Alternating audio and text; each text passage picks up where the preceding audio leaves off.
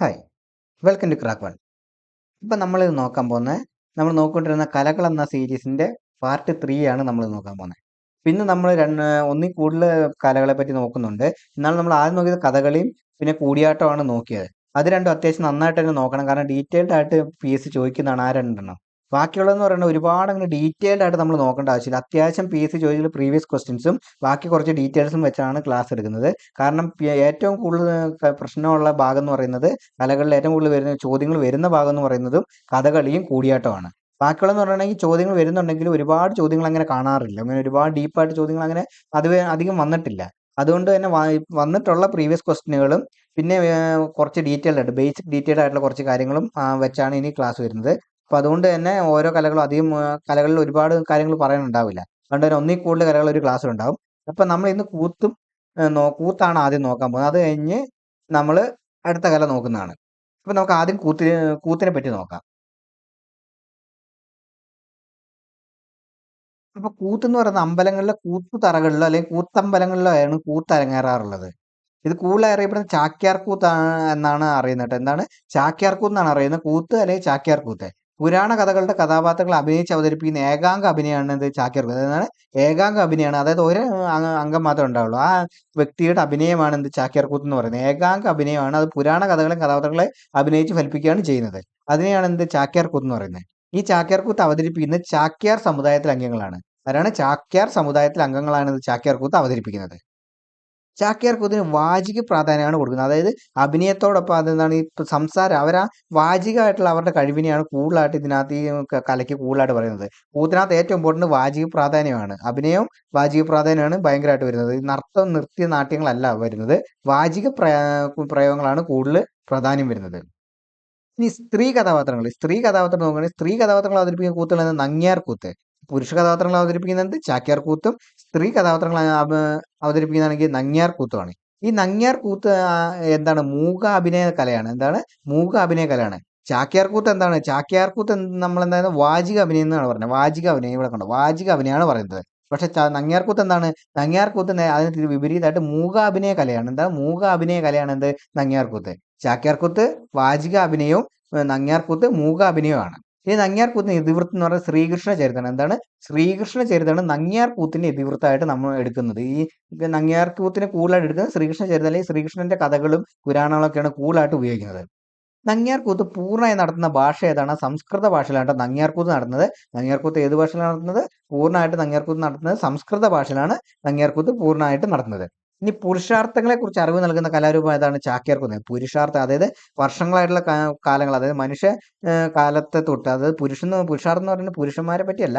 പുരുഷാർത്ഥ കാലം എന്ന് പറയുന്നത് മനുഷ്യന്റെ കാലങ്ങൾ, പുരാണ കാലങ്ങൾ, അതൊക്കെയാണ് ഉദ്ദേശിക്കുന്നത്. അങ്ങനെയുള്ള ഈ മനുഷ്യന്റെ പുരാണ കാലങ്ങളും അങ്ങനെയുള്ള സംഭവങ്ങളെ പറ്റി വിവരിക്കുന്നത്, അറിവ് നൽകുന്നതാണ് ഈ ചാക്യാർ കൂത്താണ്. ഇനി കഥ പറയുന്നതോടൊപ്പം ആംഗിക സാത്വിക അഭിനയങ്ങളുടെ അവതരണം ഹൃദ്യമാക്കുന്ന രീതിയാണ് ഏതിനുള്ളത്? ഈ ചാക്യാർ കൂത്തിനുള്ളത്. എന്താണ്? കഥ പറയുന്നതിനോടൊപ്പം ഈ കഥ പറഞ്ഞു പോവുകയാണ് ചെയ്യുന്നത്. അതിനോടൊപ്പം ആംഗികമായ സാത്വികമായ അഭിനയത്തിലൂടെ അവതരണം ഹൃദ്യമാക്കുന്ന എന്താണ്? അങ്ങനെയുള്ള കഥാപാത്രങ്ങൾ അവതരിപ്പിക്കുന്നതാണ് ഇത് ചാക്യാർ കൂത്ത് എന്ന് പറയുന്നത്. ഈ ചാക്യാർ കൂത്തിന്റെ പ്രധാന അംശം എന്ന് പറയപ്പെടുന്ന പരിഹാസ രൂപേണയുള്ള നിശിതമായ വിമർശനമാണ് എന്ത്? ചാക്യാർ കൂത്തിലെ പ്രധാന അംശം. അതായത് എന്താ ഉദ്ദേശിക്കുന്നത് വെച്ചാൽ, ഈ ചാക്യാർ കൂത്തിൽ നമ്മൾ എന്താണ് പ്രധാനമായിട്ട് ഉദ്ദേശിക്കുന്നത് വെച്ചാൽ, ഇവർ പരിഹാസ രൂപേണയുള്ള നിരീക്ഷ വിമർശനം. അതായത് ഇവരെ കണ്ടിട്ടില്ലേ, ഈ ചിലർ മറ്റേ TV-ലൊക്കെ കണ്ടിട്ടില്ലേ വന്നിട്ട് ഇങ്ങനെ കളിയാക്കുന്നത്, മറ്റേ സർക്കാരിനെയൊക്കെ നമ്മൾ ഈ തമാശ രൂപേണ കളിയാക്കുന്നത്, ഈ കോമഡിയിലൂടെ കളിയാക്കുന്നത്, സ്കിറ്റുകളിലൂടെ കളിയാക്കുന്നത് കണ്ടിട്ടില്ലേ? അതിന്റെ ഒരു വേറെ വേർഷനാണ് ഈ ചാക്യാർ കൂത്ത്. അതായത് ചാക്യാർ ഒറ്റയ്ക്ക് എന്നിട്ട് അവർ പറയുന്നത് പുരാണ കഥകളായിരിക്കും. പക്ഷെ അവർ ഇപ്പോഴത്തെ നടക്കുന്ന നമ്മുടെ സമൂഹത്തിൽ നടക്കുന്ന കാര്യങ്ങളെ വിമർശിക്കുകയായിരിക്കും ചെയ്യുന്നത്. പുരാണ കഥകൾ ഉപയോഗിച്ച് ഇപ്പോഴത്തെ കാര്യങ്ങളെ വിമർശിക്കും, പരിഹാസത്തോടെ, അതായത് കളിയാക്കുന്ന രീതിയിൽ വിമർശിക്കുന്നതാണ് ഇത് ചാക്യാർ കൂത്ത് എന്ന് പറയുന്നത്. അത് പണ്ടോട്ടേ ഉണ്ട്. അതായത് പണ്ടോട്ടേ ഈ രാജാക്കന്മാരുടെ മുന്നിൽ ഈ ചില കാര്യങ്ങൾ അവതരിപ്പിക്കാനിടുന്നതാണ് ഈ ചാക്യാർ കൂത്ത്. അതായത് പുറത്ത് നടക്കുന്ന ചില കാര്യങ്ങൾ, ഈ തെറ്റായ കാര്യങ്ങൾ രാജാവിനെ അറിയിക്കാനായിട്ട് എന്ത് ഈ ചാക്യാർ കൂത്ത് ചാക്യാര് ഉപയോഗിച്ചിട്ടുണ്ട്. അങ്ങനെ അത് നിശിത പരിഹാസ രൂപേണ പറയുമ്പോൾ അത് ആർക്ക് മനസ്സിലാവും? ആ സദസ്സിലുള്ളവർക്കും മനസ്സിലാകും, ആ രാജാവിനും മനസ്സിലാകും. അപ്പം രാജാവ് അതിനനുസരിച്ച് നടപടിയെടുക്കും. അങ്ങനത്തെയൊക്കെ ശീലം പണ്ട് കാലത്തുണ്ടായിരുന്നു. അപ്പം അങ്ങനെയുള്ള രീതികൾക്കൊക്കെ എന്ത് ഈ ചാക്യാർ കൂത്ത് ഉപയോഗിച്ചിരുന്നു. അതുകൊണ്ടാണ് ഇത് പരിഹാസ രൂപേണ നിശിതമായ വിമർശനമാണ് എന്ത് സത്യത്തിൽ ഈ ചാക്യാർ കൂത്തിന്റെ പ്രധാന ഘടകം എന്ന് പറയുന്നത്. ഇനി സമീപകാലത്തെ സംഭവങ്ങളെ സമൂഹത്തെ ചുറ്റുപാടുകളൊക്കെ ഹാസ്യാത്മകമായിട്ട് അവതരിപ്പിക്കുകയാണ് ചെയ്യുന്നത്. അതായത് ഞാൻ പറഞ്ഞില്ലേ, ഈ സമീപത്തെ കാലത്ത് സംഭവിക്കുന്നത് നല്ല കാര്യങ്ങളും പറയാറുണ്ട്. കൂടുതലും പറയുന്നത് അത് വിമർശനങ്ങളാണ് കൂടുതലും പറയാറ്. അത് ഒന്നെങ്കിൽ സമൂഹത്തിൽ നടക്കുന്ന വിമർശനങ്ങൾ, അല്ലെങ്കിൽ രാജാവിന്റെ തന്നെ കീഴിൽ വർക്ക് ചെയ്യുന്നവരുടെ വിഷയം, ചിലപ്പോൾ രാജാവിനെ തന്നെ പരിഹസിക്കാനുള്ള അവകാശം ചില ചാക്യാർമാർക്ക് നൽകിയിട്ടുണ്ടെന്നാണ് പറയപ്പെടുന്നത്. അപ്പം ഇതൊക്കെ ഇത് പറഞ്ഞു കേട്ടിട്ടുള്ളതാണ്. അപ്പം ഇങ്ങനെയൊക്കെ അന്നത്തെ കാലത്ത് നടന്നിട്ടുണ്ടെന്നാണ് പറയുന്നത്. അപ്പം അവർക്ക് ഹാസ്യരൂപേണ ആരെയും പരിഹസിക്കാനും ആരെയും കളിയാക്കാനുള്ള ഒരു സ്വാതന്ത്ര്യം ഉണ്ടായിരുന്ന ആൾക്കാരാണ് ഈ ചാക്യാർകൂത്ത് അവതരിപ്പിക്കുന്ന ചാക്യാന്മാരെന്ന് പറയുന്നത്. ഇപ്പൊ ഈ കൂത്തിന് ഉപയോഗിക്കുന്ന പ്രധാന വാദ്യോപകരണം ചോദിച്ചാൽ അതാണ് മിഴാവാണ്. ഈ മിഴാവാണ് ഇതിന് ചാക്യാർ. അത് മിക്ക കലാരൂപങ്ങൾക്കും ഏറ്റവും കൂടുതൽ ഉപയോഗിക്കുന്നത് മിഴാവ് തന്നെയാട്ടോ, മെയിൻ വാദ്യോപകരണമായിട്ട് ഉപയോഗിക്കാറ്. ഇനി ചാക്യാർ കൂത്തിൽ നിന്ന് നങ്ങ്യാർ കൂത്തിൽ നിന്ന് ഉടലെടുത്തു എന്ന് അറിയപ്പെടുന്ന രൂപമാണ് ഏത്? കൂടിയാട്ടം കേട്ടോ. ഇപ്പൊ ചാക്യാർ കൂത്തിൽ നിന്ന് നങ്ങ്യാർ കൂത്തിൽ നിന്ന് ഉടലെടുത്തതായി കരുതപ്പെടുന്ന കലാരൂപം ചോദിച്ചാൽ അത് കൂടിയാട്ടമാണ്. നമ്മൾ കഴിഞ്ഞ ക്ലാസ്സിൽ പഠിച്ച കൂടിയാട്ടം ഏതിൽ നിന്ന് ഉടലെടുത്തു എന്നാണ് പറയുന്നത്? ചാക്യാർ കൂത്തിൽ നിന്ന് നങ്ങ്യാർ കൂത്തിൽ നിന്ന് ഉടലെടുത്തതാണ് ഇത് കൂടിയാട്ടം എന്നാണ് പറയപ്പെടുന്നത്. അപ്പം ഇതാണ് മെയിൻ ആയിട്ട് ചാക്യാർകൂത്ത് പറയുന്നത്. ഇനി നമ്മൾ നോക്കേണ്ടത് ഈ ക്ഷേത്രങ്ങൾ, അതായത് ഇപ്പോഴും ചാക്യാർകൂത്ത് അവതരിപ്പിക്കുന്ന കുറച്ച് ക്ഷേത്രങ്ങളുണ്ട് കേരളത്തിൽ. അത് എവിടെയൊക്കെയാന്ന് വെച്ചാൽ ആലപ്പുഴ ശ്രീകൃഷ്ണ സ്വാമി ക്ഷേത്രം, ഇരിങ്ങാലക്കുട കൂടൽമാണിക്യ ക്ഷേത്രം, തൃശ്ശൂർ വടക്കുന്നാഥ ക്ഷേത്രം, കോട്ടയം കുമാരനെല്ലൂർ ക്ഷേത്രം. ഈ 4 ക്ഷേത്രങ്ങളാണ് ഇപ്പോഴും കൂത്ത് അവതരിപ്പിക്കപ്പെടുന്ന ക്ഷേത്രങ്ങൾ എന്ന് പറയും. ഇപ്പോഴും ഈ കണ്ടിന്യൂസ് ആയിട്ട് കൂത്ത് അവതരിപ്പിച്ച് പോകുന്ന ഒരു ക്ഷേത്രം എന്ന് പറയുന്നത് ഈ 4 ക്ഷേത്രം. ഏതൊക്കെ? ആലപ്പുഴ ശ്രീകൃഷ്ണസ്വാമി ക്ഷേത്രം, ഇരിങ്ങാലക്കുട കൂടൽമാണിക്യ ക്ഷേത്രം, തൃശ്ശൂർ വടക്കുന്നാഥ ക്ഷേത്രം, കോട്ടയം കുമാരനെല്ലൂർ ക്ഷേത്രം. ഈ ക്ഷേത്രങ്ങളാണ് ഇപ്പോഴും കൂത്ത് അവതരിപ്പിക്കപ്പെടുന്ന ക്ഷേത്രങ്ങൾ. ഇനി കൂത്ത് കലാകാരന്മാരിൽ പ്രശസ്തരായ ഒരു 3 പേര്. ഈ മാണി മാധവ ചകിരി. ഈ മാണി മാധവ ചകിരി നമ്മളെവിടെ കണ്ടത്? നമ്മൾ കൂടിയാട്ടത്തിൽ കണ്ട വ്യക്തിയാണല്ലേ. പിന്നെ മാർഗി സതി, ഇവരെവിടെയാണ് കണ്ടിട്ടുള്ളത്? നമ്മൾ കൂടിയാട്ടത്തിൽ ഇവരും രണ്ടുപേരും കൂടിയാട്ടത്തിലെ പ്രധാനപ്പെട്ട കലാപാത്രങ്ങളാണ്. ഇവരെന്താ, ഞാൻ പറഞ്ഞില്ലേ, കൂടിയാട്ടത്തിൽ നിന്നാണ് ഈ കൂടിയാട്ടം വന്നിരിക്കുന്നതിന് ചാക്യാർകൂത്തിൽ നിന്ന് നങ്ങ്യാർകൂത്തിൽ നിന്ന് ഉടലെടുത്താണ് കൂടിയാട്ടം എന്നാണ് പറയപ്പെടുന്നത്. അപ്പം ബേസിക് ആയിട്ട് ഈ കൂടിയാട്ടം അവതരിപ്പിക്കുന്നവർക്ക് കൂത്തും, അതായത് കൂത്ത് കലകളും അത്യാവശ്യം അറിയുന്ന കലാകാരന്മാരായിരിക്കും ഈ കൂടിയാട്ടം അവതരിപ്പിക്കുന്ന കൂടിയാട്ടത്തിലേക്കും പോകുന്നത്. അപ്പൊ ഇനി അതിനകത്ത് പെടുന്ന ഉഷാ നങ്ങ്യാർ. ഇവര് 3 പേര്. ഈ 3 പേരാണ് പ്രധാനമായിട്ടുള്ള കൂത്ത് കലാകാരന്മാരെന്ന് അറിയപ്പെടുന്നത്. പ്രധാനമായിട്ട് കൂടുതൽ ഇതായിട്ടുള്ള ഇമ്പോർട്ടന്റ് ആയിട്ടുള്ള കൂത്ത് കലാകാരന്മാർ ചോദിച്ചാൽ മാണി മാധവ ചാക്യാര്, മാർഗി സതി, ഉഷാ നങ്ങ്യാര്. അപ്പൊ നമ്മൾ ഇത്രയാണ് നോക്കാനുള്ളത്. ഇത്രയാണ് നമ്മൾ സത്യം ഇത്രയും പഠിച്ചത്. കൂത്തിനെ പറ്റി ഇത്രയാണ് പറയാനുള്ളത്. എന്തൊക്കെയായിരുന്നു? ഒന്ന്, അമ്പലങ്ങളിലെ ഏകാംഗ അഭിനയമാണ്. അമ്പലങ്ങളിലെ കൂത്തുകളിലും കൂത്തമ്പലങ്ങളിലും കൂത്തുതറകളിലുമാണ് കൂത്ത് അരങ്ങേറാറ്. ഇതൊരു ഏകാംഗ അഭിനയമാണ്. ചാക്യാർ സമുദായത്തിലുള്ളവരാണ് ഇത് നടത്തുന്നത്. ചാക്യാർ കൂത്തിന്റെ പ്രത്യേകത വാചികവും, നങ്ങ്യാർകൂത്തിന്റെ അഭിനയം എന്താണ്? മൂകാഭിനയമാണ്. ഈ നങ്ങ്യാർകൂത്ത് എന്താണ്? സ്ത്രീ കഥാപാത്രങ്ങൾ അവതരിപ്പിക്കുന്നതാണ് നങ്ങ്യാർകൂത്ത് എന്ന് പറയുന്നത്. അതിന്റെ എന്താണ് പ്രത്യേകത? മൂകാഭിനയമാണ്. നങ്ങ്യാർകൂത്തിന്റെ ഇതിവൃത്തം ശ്രീകൃഷ്ണ ചരിത്രങ്ങളാണ്. നങ്ങ്യാർകൂത്ത് അവതരിപ്പിക്കുന്നത് സംസ്കൃതത്തിലുമാണ്. ഇന്ന് പറഞ്ഞെന്തായിരുന്നു? നമ്മൾ പരിഹാസ രൂപേണയുള്ള വിമർശനങ്ങളാണ് ചാക്യാർകൂത്ത് എന്ന് പറയുന്നത്. പരിഹാസ രൂപേണയുള്ള നിശ്ചിത വിമർശനങ്ങളാണ് ചാക്യാർകൂത്തിൽ. അതുമോടൊപ്പം സമീപകാലത്തെ സംഭവങ്ങൾ ഹാസ്യാത്മകമായിട്ട് ഇവർ അവതരിപ്പിക്കാറുണ്ട്. കൂടുതലും വിമർശന രൂപേണയുള്ള ഒരു കാര്യങ്ങളാണ് ഇവർ. പരിഹാസ രൂപേണയുള്ള വിമർശനമാണ് സത്യം പറഞ്ഞ ചാക്യാർകൂത്തിന്റെ മെയിൻ കാര്യം അല്ലെങ്കിൽ ഇതിവൃത്തം എന്ന് പറയുന്നത് നമുക്ക്. അപ്പൊ ഇതിനകത്ത് പറഞ്ഞല്ലോ, ആലപ്പുഴ ശ്രീകൃഷ്ണ ക്ഷേത്രം, ഇരിങ്ങാലക്കുട കൂടൽമാണിക്യ ക്ഷേത്രം, തൃശ്ശൂർ വടക്കുന്നാഥ ക്ഷേത്രം, കോട്ടയം കുമാരനെല്ലൂർ ക്ഷേത്രം. ഈ ക്ഷേത്രങ്ങളാണ് ഇപ്പോഴും ഇവിടെ കൂത്ത് അവതരിപ്പിക്കപ്പെടുന്നുള്ളത് കേട്ടോ. ഇനി മാണി മാധവ ചാക്യാര്, മാർഗി സതി, ഉഷാ നങ്ങ്യാര്. ഇവര് 3 പേര് പ്രധാനപ്പെട്ട കൂത്ത് കലാകാരന്മാരെന്ന് ചോദിച്ചാൽ മാണി മാധവ ചാക്യാര്, മാർഗി സതി, ഉഷാ നങ്ങ്യാര്. ഇവര് 3 പേരുടെ പ്രധാനപ്പെട്ട കൂത്ത് കലാകാരന്മാരെ ചോദിച്ചാല്. ഇനി അടുത്ത നമ്മൾ നോക്കാൻ പോകുന്ന കലാരൂപമാണ് തുള്ളൽ കലാരൂപം. ഏതാണ്? തുള്ളൽ കലാരൂപമാണ് നമ്മൾ അടുത്തായിട്ട് നോക്കാൻ പോകുന്നത്. ഈ തുള്ളൽ എന്ന് പറയുമ്പോൾ നമുക്ക് ആദ്യം ഓടി വരുന്ന വ്യക്തി ആരാണ്? കുഞ്ചൻ നമ്പ്യാരാണ് അല്ലേ. പാവങ്ങളുടെ കഥകളി എന്നറിയപ്പെടുന്ന അതാണ് ഓട്ടംതുള്ളലാണ് കേട്ടോ. പാവങ്ങളുടെ കഥകളി എന്നറിയപ്പെടുന്നത് ഓട്ടംതുള്ളൽ. അതായത് തുള്ളലാണ് ഇത് പാവങ്ങളുടെ കഥകളി എന്നറിയപ്പെടുന്നത്. തുള്ളൽ പ്രശ്ന ഉപജ്ഞാതാവാരാണ്? മിക്കവർക്കും അത്യാവശ്യം എല്ലാവർക്കും തന്നെ അറിയുന്നവരാണ് കുഞ്ചൻ നമ്പ്യാർ കേട്ടോ. നമ്മൾ കാരണം ചെറിയ ക്ലാസ്സുകളിൽ നമ്മൾ ഈ കുഞ്ചൻ നമ്പ്യാരും ഓട്ടംതുള്ളലിനെ പറ്റി നമ്മൾ പഠിച്ച് കേട്ടിട്ടുള്ളതാണ്. ഈ തുള്ളൽ പ്രസ്ഥാനത്തിന്റെ ഉപജ്ഞാതാവാരാണ്? കുഞ്ചൻ നമ്പ്യാരാണ്. ഇനി ചാക്യാർ കൂത്തിന് പകരമായി കുഞ്ചൻ നമ്പ്യാർ അവതരിപ്പിച്ച കലാരൂപമാണ് ഏത്? നമ്മുടെ ഓട്ടംതുള്ളൽ. ഏതാണ്? ചാക്യാർ കൂത്ത്. മുമ്പ് നമ്മൾ പഠിച്ച ചാക്യാർ കൂത്തിന് പകരമായിട്ട് കൊണ്ടുവന്നത് ഓട്ടംതുള്ളൽ. ഇതിന് പുറകിൽ സത്യം പറഞ്ഞ ഒരു ചരിത്രം അല്ല, ഒരു സ്റ്റോറി പറയുന്നുണ്ട്. അത് എത്രത്തോളം സത്യമൊന്നുമില്ല. പക്ഷെ പണ്ട് തൊട്ടേ ചെറുപ്പകാലത്ത് സ്കൂളിൽ തൊട്ടേ ഞാൻ കേട്ടില്ല, എന്നെ സ്കൂളിലൊക്കെ പഠിപ്പിച്ചിട്ടുള്ള ഒരു കഥയാണിത്. ഇതിപ്പോഴും എല്ലാവരും ഈ കഥ പറയപ്പെടുന്നുണ്ട്. അതായത് ഈ കുഞ്ചൻ നമ്പ്യാർ എന്തായിരുന്നു? ഈ ചാക്യാർ കൂത്ത് അവതരിപ്പിക്കുന്ന കുഞ്ചൻ നമ്പ്യാർ അവിടെ ഈ വാദ്യോപകരണങ്ങൾ വായിക്കുന്ന ഒരു വ്യക്തിയായിരുന്നു കുഞ്ചൻ നമ്പ്യാർ എന്ന് പറയുന്നത്. ആ സമയത്ത് അദ്ദേഹം എന്ത് ചെയ്ത്, ഈ വായിച്ചുകൊണ്ടിരുന്ന സമയത്ത് ഉറങ്ങിപ്പോയി. പുള്ളി ഒന്ന് മയങ്ങിപ്പോയി അറിയാതെ.